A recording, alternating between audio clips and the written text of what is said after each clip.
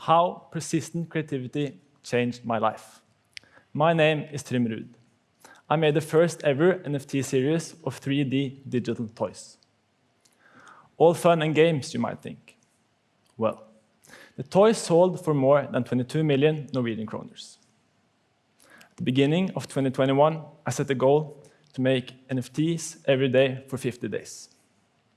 So what is an NFT? An NFT stands for Non-Fungible Token. This means something that's unique. An example of something fungible is money. 2 $10 bills is the same as a $20 bill. They have the same value. A non-fungible token, however, is something that's unique. A one-of-a-kind Van Gogh or special baseball card can be non-fungible. NFTs are designed to give ownership that can't be copied. Some collect NFTs as fine art, and some trade them as baseball cards. Still confused? Don't worry. I could stand here talking about NFTs for hours. However, that's not the topic of this talk. NFTs for me is just a tool. It enables me to be creative and, more importantly, to be persistent. Why is persistence so great? And why does it work so well? It's really simple, actually.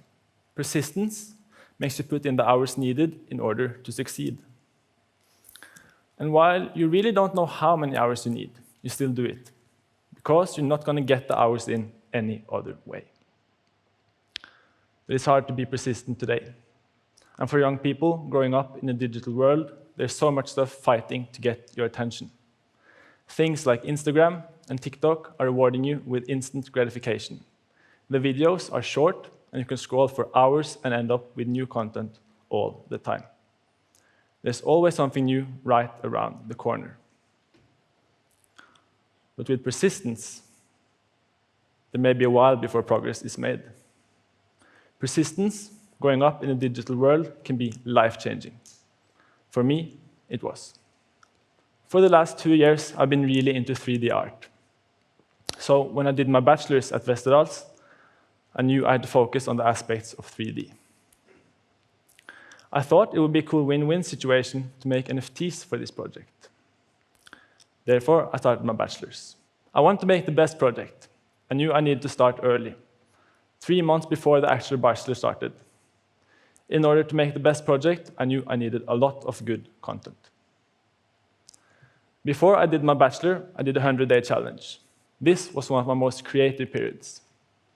I made a portfolio, and more importantly, I felt I really mastered something. I began to think of the world differently. I gained confidence, and the persistence generally made me feel smarter and better with myself. The 100-day challenge landed me an internship. This is where I started preparing for NFTs. At the time, I was limited by the fact that I had a really slow computer, and therefore I needed to limit the 3D environment. So I came up with the idea to make boxed 3D toys. The 3Ds need to be finished at the local youth club, where there are much faster computers. However, a bunch of eager gamers who did not see the point of me staring at the screen while the 3D was finishing wanted to use the computers. Imagine, your already slow home network being occupied with your kids streaming movies in each room. Now multiple this a couple of times and you get an 8-hour-long exporting time. Despite this, regardless of limitations, I was going to make a quality product every day. Spring 2020, I discovered the world of NFTs. And by December, I decided to dive into it. I wanted to make something collectible, just as collectible as stamps, bear caps, and baseball cards. As part of my bachelor thesis, I set a goal to make these toys every day for 50 days. And I wanted to earn 100,000 for me to brag to my teachers at Westerdals. Things kind of exceeded this. And keep in mind, I set all these goals before I had sold anything. Ideas create ideas. The first days of the 50-day project started out a bit tough, but then it got easier. The community around NFTs and sharing with this community inspired me to come up with new and more creative ideas. If you store all your ideas and never share them, your idea bank will go empty, because you never get any new input. The peer pressure of going through with the projects also helped me. I made a promise to myself and to my followers to make a new 3D every day. I did all the days except one. This was one of my worst days. Not because it was a bad day. Actually, it was my birthday. It felt so bad not to do the challenge. I had gone 40 days straight, and the day I skipped really taught me a lesson. As the famous author Jim Rohn once said, there's two types of pain. The pain of discipline and the pain of not doing. Discipline has a reward at the end. The other does not. Because of my persistence, someone believed in my idea. I woke up one morning after I'd tried selling my NFTs for quite some time. Suddenly, everything was gone.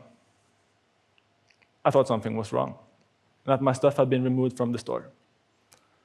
However, to my surprise, someone had bought all my 3D toys. People started asking me when I was going to make the next ones. I continued to make them and sold out for 50 days straight. My experiences are important to share because I know persistence works. My own experience with persistence is one, but my brother is a world-class free skier. And the only way he got there was by being persistent and putting in the extra hours. After training was done and everyone had headed home, my brother would continue to go up and down the slopes with his skis on for hours. The 3D toys you've seen while I'm talking are all a result of persistency. Not only a result, but a reflection of my feelings throughout the process. One day feeling nervous, another day surreal. And a blank start that kicked it all off. It's a memory of diverse feelings, however, with a common term. My persistency created them all. I want others to feel and know that persistence really works. If you shoot 1,000 bullets at a target, you're much more likely to hit it than just one. 1 hour of persistent creativity each day changed my life. I encourage you all to do the same. Whether it's training, cooking, learning guitar, writing. Be persistent with it. Share your ideas and stay curious. Thank you.